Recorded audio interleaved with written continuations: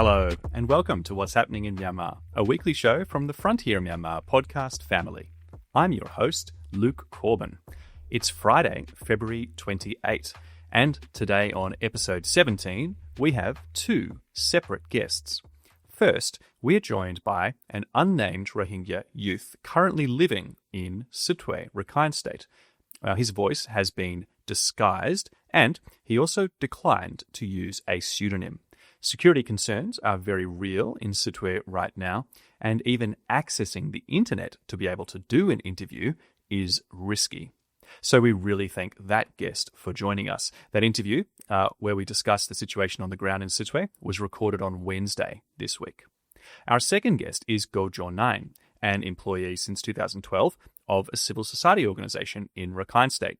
But before we hear from both our guests, let's take a look at some of the news of the week.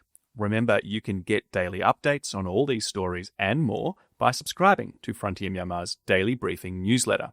If you're already a subscriber, thank you so much and sorry for bothering you. Now, on with the show.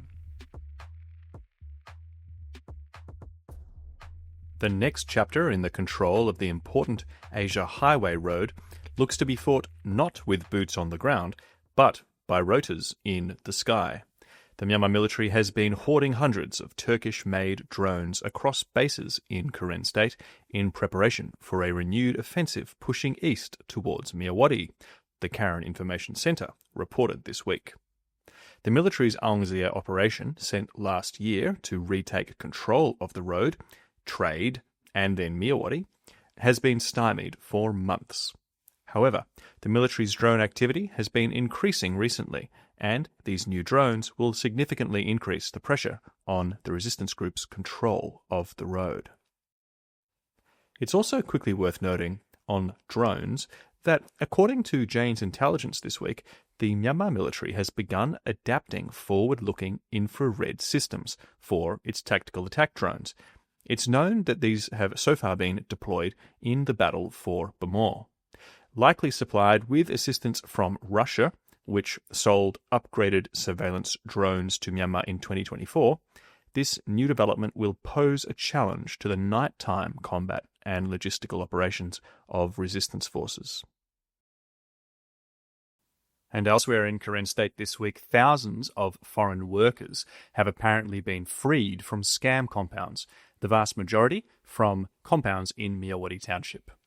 This is a result of ongoing Chinese and Thailand pressure on the militias sponsoring the scam businesses, as has been reported on by Frontier and in previous episodes of this podcast. But while the thousands of workers have supposedly been freed, organising their repatriation seems to be much more difficult and is still ongoing.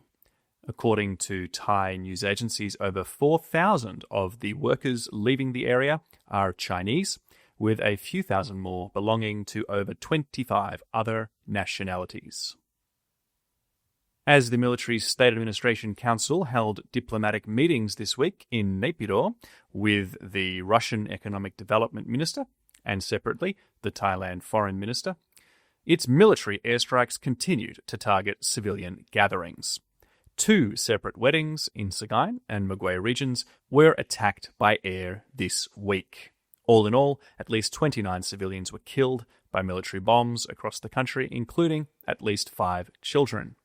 This included attacks from paramotors, and on a side note, paramotors have been impervious to resistance efforts to shoot them down until this week, when the Arakan Army, or AA, reportedly shot down 2 of them in Bandung Township, Bago region. Then in other aerial atrocities, this time in combat zones, the Taang National Liberation Army said the Myanmar Air Force used chemical weapons in attacks in Nauncho Township on Sunday, while the Karenni Nationalities Defence Force claimed it used chemical agents during recent clashes in Mobye. There have long been claims of chemical weapons use by the Myanmar military, but it's difficult to conclusively prove them. The use of such weapons is widely considered a war crime. Frontier published a feature on chemical weapons allegations in July, and that's linked to in the show notes. And now to the main story our guests will discuss today. That is the developing situation in the Rakhine State capital, Sittwe. and surrounding areas. Exchanges of fire continued around the city and nearby Jiaopyu this week. The AA has surrounded the peninsular city Sittwe on land, with the Myanmar Navy still largely controlling the ocean and waterways. Financial banks in Sittwe have closed down, and life in the city is becoming increasingly desperate. But while the AA is shelling military positions in the outskirts, it's yet to launch ground operations, and it continues to probe for territory in Mugwe, Irrawaddy, and Bago regions. To hear what's next for Sittwe, we are first joined by Ko Kyaw Naing, who's been involved in civil society in Rakhine State since 2012. Hello, Ko Kyaw Naing, and thank you for joining. What's happening in Myanmar? Mingalawa. Okay, Mingalawa.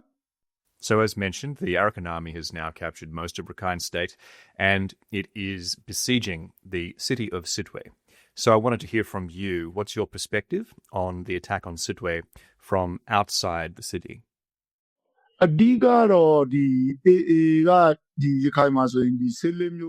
The AA has already captured 14 townships in Rakhine State, but they can't say they've taken over the state without controlling its capital city. Sittwe is where the military administration is based.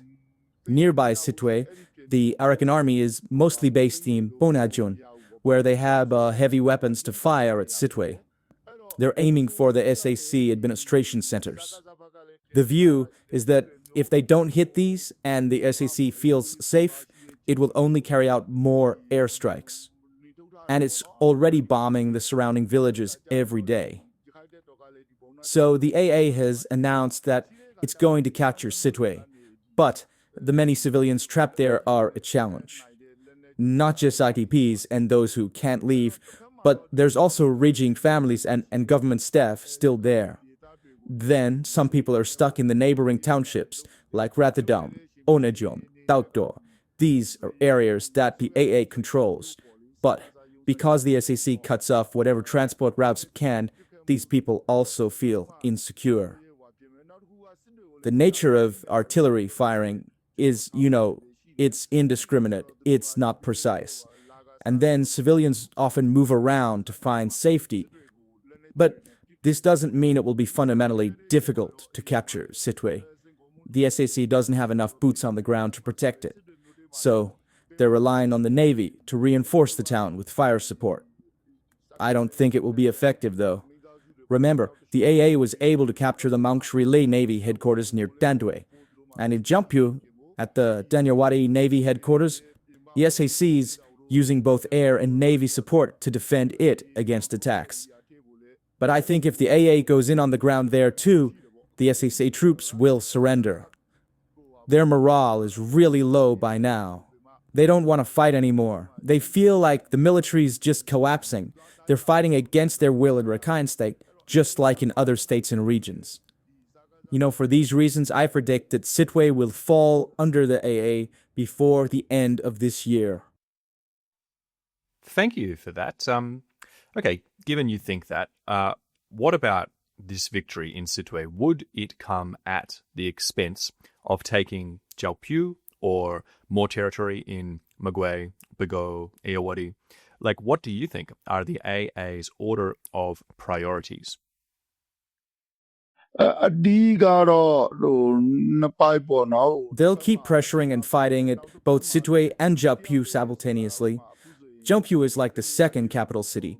It's got Chinese investments and the Danyawadi Navy headquarters. As for elsewhere, the AA troop numbers have swelled, and its leader says they're going to fight together with other oppressed people. So now, Irrawaddy, Bago, and Mugwe regions are the front line for Rakhine State. Controlling only Rakhine State cannot provide security for it. Also, there are Kapasa military factories and warehouses in nearby Mugwe. If they can hit the Kapasa, the SAC won't be able to easily move military assets and produce its weapons. The AA would then influence the effectiveness of the army's weapons and ammunition distribution. And there are airports there that launch the airstrikes. Basically, the west of the Irrawaddy River, including contiguous parts of Pi, Bago, and Mugwe, are the front lines for the AA they need to capture. If the AA captures the west bank of the Irrawaddy, then it can eventually fire long-range artillery at Nekiro. One thing to say is that AA's military strategy is not consecutive, like they captured this first and that second. The fighting in Maungdaw took months, but at the same time, the AA were fighting and capturing Sittwe. That's part of the strategy. So, while fighting for Sittwe and Jelpyu, they're also going to continue fighting in Bagol, Magwe, and Irrawaddy. According to the nature of war, remember, the more you fight, the more you expand into more territories.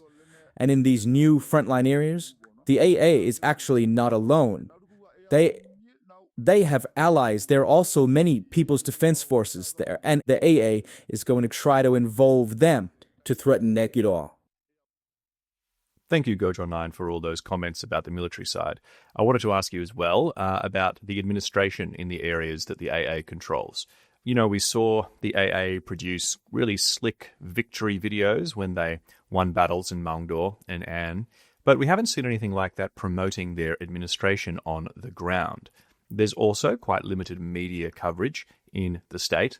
Given the practical challenges like getting electricity and other sensitivities like Rohingya participation, is the AA managing to run a functioning administration system in the 14 townships that it controls? အဓိကတော့ဒီလိုပေါ့သူတို့ကတော့ဒီစီးရဲလှုပ်ရှားမှုတွေမှာဆိုရင်လည်းအဓိကဒီဘူးတီတော်တို့မောင်တော်တို့ပေါ့လေ In battles like Maungdaw and Butidang, the AA made video recordings, due to local and international concerns, because it's a sensitive issue. These are Rohingya Muslim majority areas, and there are accusations made against the AA. But in terms of administration, in 2019 or 2020, the AA started its community-based administration, so it's been going for years, although it's not often revealed. Even before they captured any towns militarily, the AA had already appointed local administrators in many villages. There's also villages run by SAC-appointed administrators. Sometimes the SAC administrators are also the AA administrators. In some villages, there's both administrators working side by side, but that's only a few cases. So the AA has been working on, judiciary, administration, and tax collection for a while. And at the beginning, even the national government staff made contributions to show their support to the AA. The government staff pay 10,000 Yamajat to the AA every month in Butidang and Maungdaw, regardless of their ethnicity, whether they were Rakhine or not. And in Nirbon, they paid about 5,000 Jet. But some events have weakened the rollout of the AA's administration. Some new administrators who were mistreated in the past by previous authority figures sometimes took revenge on them, and others who collaborated with military rule when they gained power. In some areas, there have been reports of some administrators being punished or fired for this. The administration's not perfect, but it's still young. It's about 7 years old, and it only got big around 2020. The real offensive against the Myanmar military itself only started around 2018. But average people, they hope it will be better than SAC administration in the long run. Okay, and regarding the media, there are news agencies operating in AA-controlled areas, but the internet's cut off. Maungdaw and Butidang get internet access from Bangladesh. In Mibong, there's sometimes limited access, but other parts, there's no access at all. You can still try and go to Sittwe, but you can't go from Sittwe to AA-controlled areas. Many other routes for moving around are dangerous. So, accessing information and reporting is almost impossible for the media. But I have heard recently that some news media are using Starlink now. Thank you for those opinions. And just going back to the administration, what about the Rohingya factor?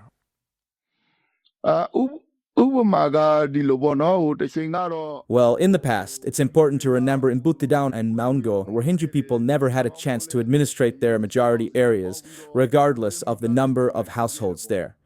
Like, for example, in a village there might be 100 ethnic Rakhine households, but 400 to 500 Rohingya Muslim households. But the administrators would only be Rakhine. Now, the AA is different. They let Muslims administrate Muslim communities, not through elections, but through selection, by choosing village elders and village committees.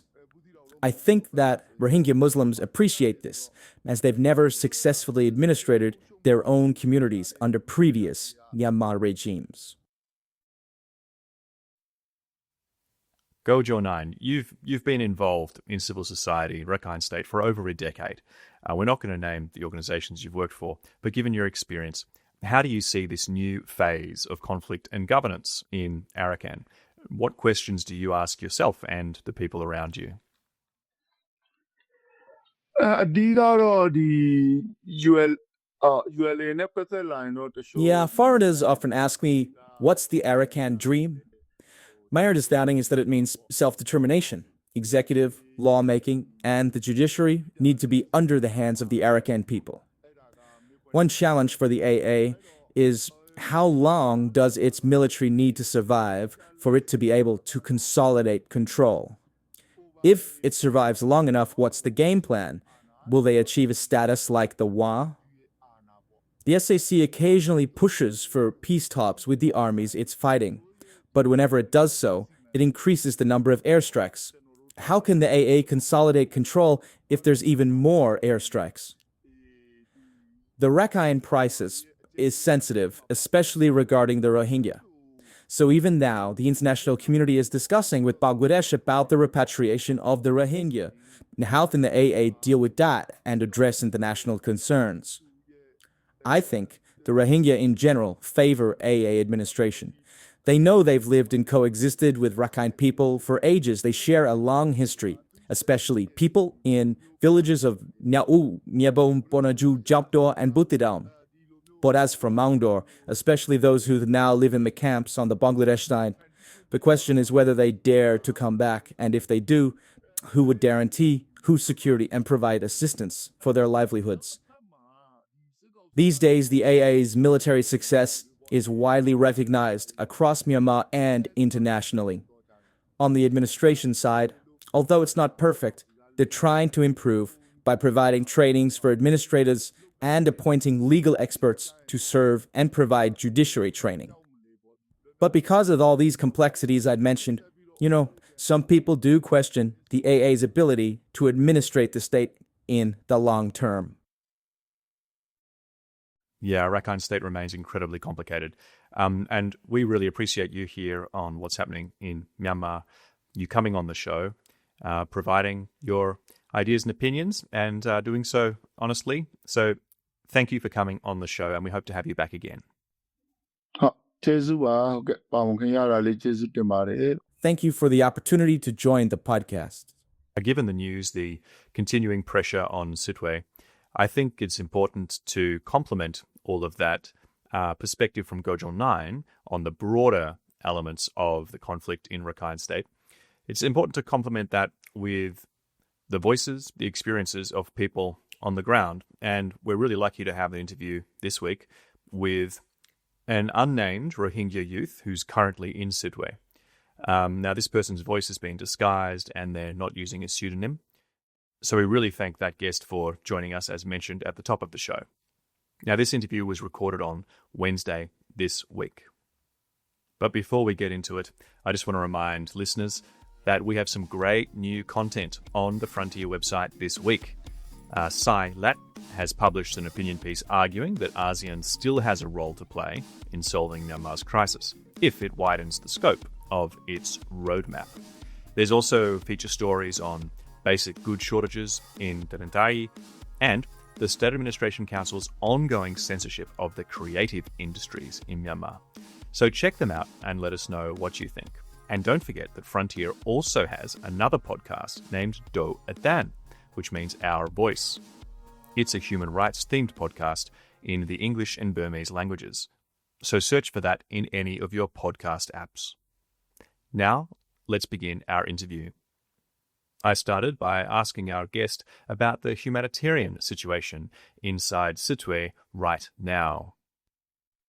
The humanitarian situation, it's very it's very critical here in Sittwe because most of the humanitarian agencies later had access to the engine power due to the restriction of movement imposed by the de facto authority by the SAC.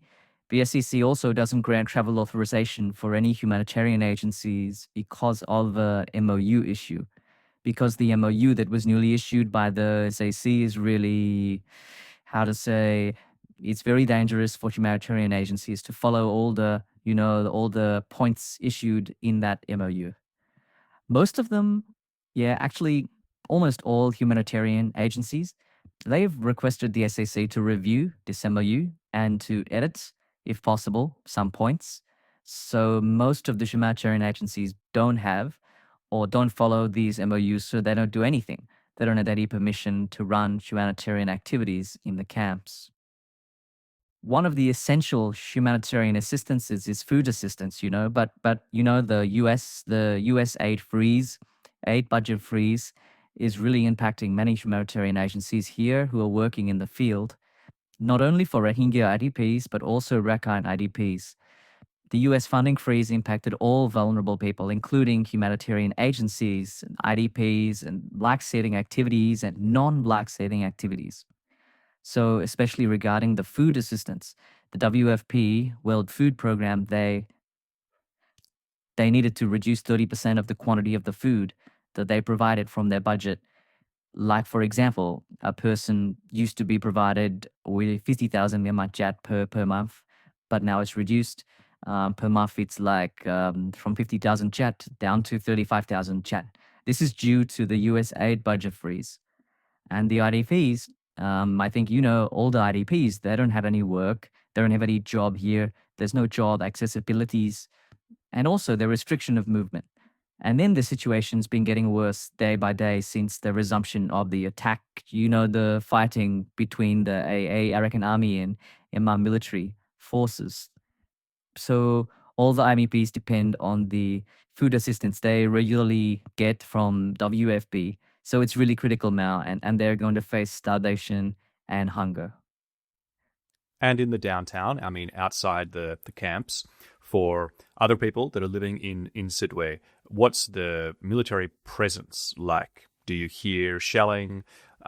What are the cost of goods, and what difficulties are you encountering on a day-to-day basis out there? Yeah, the whole town is quiet now. We hear artillery shells in the outside door every day. Boom, boom, boom.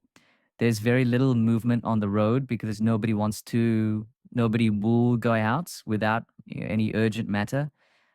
For the fear of being attacked or like being like the fear of the Myanmar authorities, especially the SAC, they used to torture, they extort to whenever they find someone on the way on the road. And also, there's lots of checkpoints on the road set up by the SAC. So you can be interrogated by them, and then sometimes people are extorted. And that's why, considering this current ongoing situation, people are not going outside, even in the downtown of Sittwe. The price of the goods is going up day by day because the price has risen up to more than 10 times. Let's say 1 liter of cooking oil, the price was around only 1,500 kyat before, but now it's around 10,000 or 15,000 kyat. So it means that it's going up 10 times. It's risen just because, as you mentioned, there's no way to get the things here. All the land was occupied by the AA, and there's no way carry the goods into the city. And the only possible way is to carry the goods from Yangon through the airlines, through the flights. But only a few amounts of goods can be carried by flight. The price is super high. Even 1 kilogram, it costs around 10,000 kyat for 1 kilo to carry by flight. There are only around 2 or 3 flights per day, and there's no way to carry it by ship. It's like there's all these processes you have to follow to come by ship, like several instructions, submitting proposals to carry goods from Yangon to Sittwe by ship. That all the goods need to be reviewed, they are investigated. The SSC have to give permission, and it takes like 10 days or a month, even 2 months to get it. The last boat came here around a month ago, and we have I think around the next 2 boats. They're still on standby to come. All the goods are loaded on them, but the boats haven't got permission yet from the SAC to come. Yeah, so really, this is all insufficient for the people to get the goods and the commodities what they need. As discussed on this podcast, last week 1,000 Rohingya people were transported to Sittwe by the Myanmar military from insane prison, but only 100 of them were actually Sittwe residents from Sittwe. There are fears now that these people, some of them, may be forcibly conscripted. And on February 25, the media outlet Naranjara reported exactly that young males are now being pushed through, or the intention is to push them through a 45-day program of military training and forcing them to fight the Arakan Army. The remaining Rohingya have been put into camps with movement restrictions. So is that what you've heard, and do you have any updates on the well-being of these people and their future? Yeah, regarding these people, there's around 1,000 people. Amongst them, more than 150 people are residents of Sittwe. They always sit back to their homes in Sittwe already. And the rest, all those people, they were handed over to the camp committee leaders in the IDP camps in Sittwe. And then making into a group, for example, there are 14 IDP camps. So then there's like around 100 people divided and handed over to the camp committees of these 14 camps. And now they're under their responsibility. The SAC didn't provide anything for these people. They just gave these people to the camp leaders and they ordered them to manage their accommodation themselves by possible ways. So now the camp leaders, they're collecting money from the IDPs, from the people who they know, etc. For the moment, these camp committee leaders, they're responsible. They're taking care of these new people. But regarding the forced recruitment, so the SACs already recruited the Rohingya IDPs from Rohingya people, in Sittwe. There are around 1,500 already conscripted Rohingya youth here. But actually, the SAC hasn't started yet any forced recruitment from this new group of people who just arrived. We don't know yet what the SAC wants to do with those people. We hope that the SAC will send them back to their place of origin, because around more than 500 of them are from Maungo and Putidam, most of them. But the SAC seems to want to keep these people here in Sittwe and make them settle here. The SAC also told these people that the SAC is going to issue identification cards for them. Because they're new IDPs in Sittwe. So what Naranjara wrote about, all these people, or many of these people being forcibly recruited or something is totally wrong. There is a lot of fake news. Naranjara and some other Rakhine media, they mostly spread, fake news. They are not recruited yet. It's wrong. It's not true.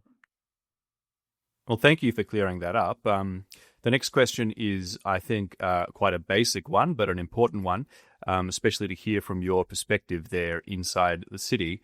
But what would happen if the Arakan Army did launch a full-scale attack on the city of Sittwe?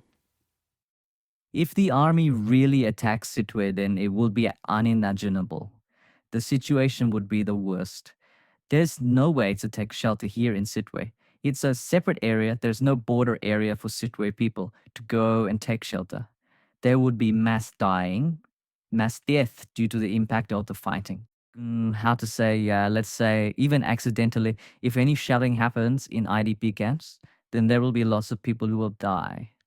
Because the IDP camps are very crowded and there are many people living in small rooms together. So if something accidentally happens, there's no way for the people to take shelter. And, I can't imagine the situation. If the AA attacks, I can't say exactly how it would happen, how the SAC would defend. It depends on their capacity and their availability. How much civilian, I don't know, how to prepare for defense. But as people are saying, that if they first lose in another area like Magwe region or another area, it will impact on them, and they might they might also have some preparation for the defense here in Sittwe. So as a civilian, it's not easy to say how the SAC is going to defend. But if there's fighting on all sides of Sittwe and they start to lose their forces, I think that commanders will run away by flight to Yangon. Yeah, I mean, an attack sounds absolutely devastating. But let's say that the Arakan Army does take over Sittwe somehow. How will AA control of Sittwe change it, and particularly intercommunal relations, let's say? Historically, in Sittwe, Rakhine and Rohingya people used to live together a long time ago, but there were also some kind of discriminations that Rohingya people faced. But it was a little bit of discrimination in Sittwe. Like Rakhine people had more authority, more influence. If Sittwe is occupied by the AA, how to say, the situation will depend on the leading system of the AA. If the AA, for example, if they issue an order, if the AA order like all civilians to stay peacefully and they handle everything fairly and without discriminating, then there will be peace in Sittwe. But if also, I mean, historically, it has been a long time ago that these two groups of people had also, some historical background, how to say it, like fighting, arguments between these two communities. But this isn't the biggest issue, and it's not the biggest issue. It's just there's some minor cases here in Sittwe. If they also treat the Rohingya people in Sittwe like they treat them in other areas, they provide, they need to provide some freedom. They provide freedom in some areas to the Rohingya people, but in other areas they don't give freedom. So if Sittwe is fully under the control of the AA, it's their responsibility to lead the communities peacefully and fairly. If they, keep torturing and treating Rohingya people unfairly and discriminating, then there will be no difference between the SSC and the AA. So you mentioned, other areas in Rakhine State under AA rule. Do you want to elaborate a little bit on that from your point of view? So what we've been hearing that happening, like what's happening in Mongo, really had it's bad. It's not good that the AA, they also like arrest and detain the Rohingya people, Rohingya educated people, they accuse them that they are ARSA and also like of being to some other rival groups and blah, blah. So we also worry that, we fear, for example, if they want to arrest someone, they can put such kind of accusations, that you are with the illegal group and with the armed group and blah. But to say sincerely that we in Sittwe, there's no movement or ARSA, no illegal group, no armed group, Rohingya armed group here in Sittwe. But even then, if they choose to discriminate against us unfairly, they can largely arrest and torture anyone they want if they want to. I want to say to, SSC and AA, if they just treat us fairly, see us as human, provide us basic human rights, we are also human beings. We have our basic rights. If they at least to provide us like freedom of movement and citizenship education, there are some other opportunities that are mandatory for us as human beings. Now we're just sitting here. We're just worrying about what will happen. When will it happen? We're still like without preparedness. We have nothing to prepare for to protect us from the shelling, blah, blah. We just hope and we just pray for our safety because there is no one in this current situation to help us. We can't hope for anyone else, like from outside, like, you and the troops, blah, blah, and R2P and blah, blah. So at the current situation, we are just praying for our safety. It's very kind of you to take the time to talk to us. I know that it's very difficult there in Sittwe, and everybody who's the praying type, I think, will be lending their prayers to your own. So stay safe, and thanks again. Yeah, you're welcome. Thank you. And that brings us to the end of another episode of What's Happening in Myanmar. Thank you for listening. I hope these 2 interviews were helpful. You can email the show at whimyanmar@proton We'd really like to hear from you, and there is going to be a listener survey coming soon your way, so you will be able to directly let us know which direction you think the show should take. Wherever you are out there, farewell, and please do take care.